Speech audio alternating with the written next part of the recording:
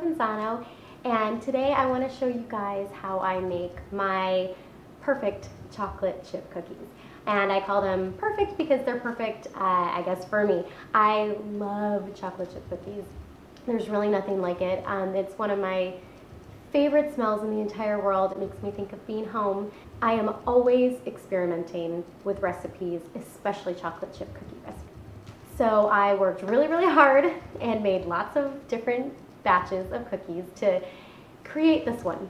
And what makes this one really special is that it has texture to it, and that's what I really like in a cookie. I don't really like flat, like greasy, boring cookies. I like my cookies to have body and texture and just sort of be thicker. And so my biggest secret in this one is I use oats, but what I do is I grind them up so it's almost like an oat flour, but I like them to be a little bit not as ground up as a regular like store-bought oat flour. So if you grind them yourself, that to me is the secret, and it makes everything taste wonderful and just, they're just amazing. I don't even know what else to say about them. So I want to share this recipe with you guys. One of the biggest questions I get from friends and readers is about baking, and they wonder why their baking doesn't turn out. And so today I want to share with you a couple just quick tips on how to make your baking better. So for this particular recipe, it's really important that all of your ingredients are room temperature. When you're reading a recipe for when you're baking, read the instructions and make sure to follow them when it comes to temperatures. So things like pies you're gonna want cold ingredients. Things like, generally speaking, with cookies, you're gonna want everything to be room temperature. So for this particular one, you want all of your ingredients to be room temperature, and for your butter, you don't want it to be so room temperature that it's like too soft and melty, because then your cookies will be very, very flat.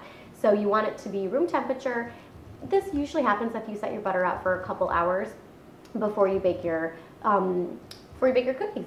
I start out by placing 1 cup of oats in a food processor, and I process them until the oats are fine but still have good texture, so they're not overly processed. And then I just set them aside.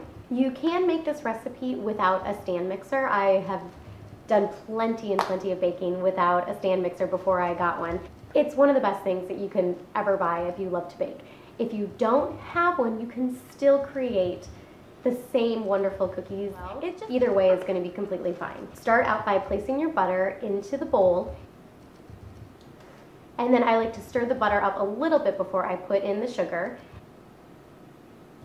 Pour in 3/4 of a cup of brown sugar, lightly packed, and 1/2 cup of regular sugar. And cream the butter and sugar together until they're light and fluffy. And this is a really important step, to cream the butter and sugar together, because it incorporates air into the batter and it makes the cookies really light, and instead of having a really tough, dense cookie. So this is a really important step. And you can tell when they have been creamed together when they become fluffier and lighter in color. After the butter and sugar have been creamed, pour in your room temperature egg. So make sure when you add in your egg that you incorporate it really well. You don't want to just lightly mix it in. I actually turn it up to about medium speed to make sure it's really well incorporated, and I find that makes for a much nicer batter as well. And then pour in 2 teaspoons of vanilla extract and make sure that is nicely mixed in as well. In a separate bowl, I mix together 1 cup of the oats that have been processed in the food processor with 2 cups of unbleached all-purpose flour, 1/2 teaspoon of baking soda, 1.5 teaspoons of baking powder, and 1/2 teaspoon of salt. Salt is a very important ingredient when it comes to baking. What the salt does is balance out all of the sweet flavors that are going on, and it really brings out the flavors of the chocolate and the oats and all of the molasses and the brown sugar, everything that's really incorporated in the cookies. The salt is what brings it out. So it's a really important ingredient you cannot skip. Something else that I really like using instead of regular all-purpose flour, I like using what's called white whole wheat flour, and it's made by King Arthur. It's a little bit lighter than just a regular whole wheat and a little bit more rich and nutty than just a plain all-purpose flour. And I have used it for the recipe that you're watching right now, but you can use regular flour as well. It'll be perfect either way. I just really like the nutty flavor that the whole wheat flour brings. And you can kind of create this with half whole wheat and half all-purpose flour as well, depending on what you like. With the mixer on low, slowly add in the flour mixture in small increments. And then mix until just incorporated. And this is really important too. If you over mix, you will have a tough cookie. That's kind of where that phrase has come from. But it's over mixing and overworking the flour. I love using chopped chocolate. You can use chocolate chips as well, and they're just as good.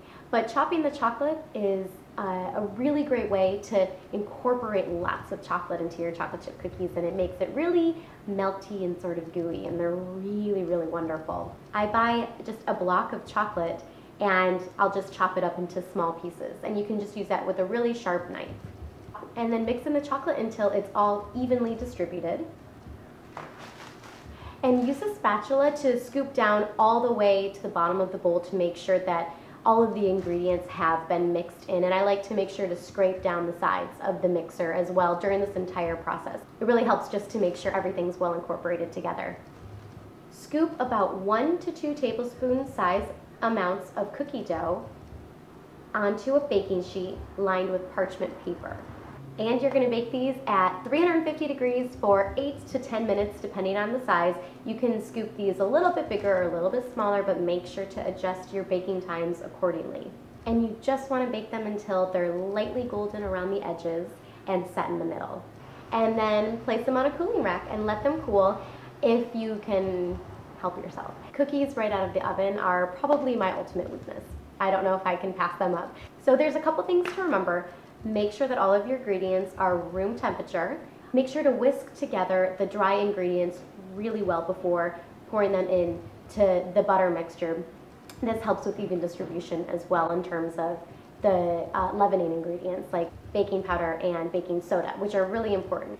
Don't overmix the flour. Just make sure to stir just enough until everything is combined and well incorporated. And use a cookie scoop. These little guys are so great for scooping cookies because then everything is a uniform size and cooks evenly. It makes a really big difference.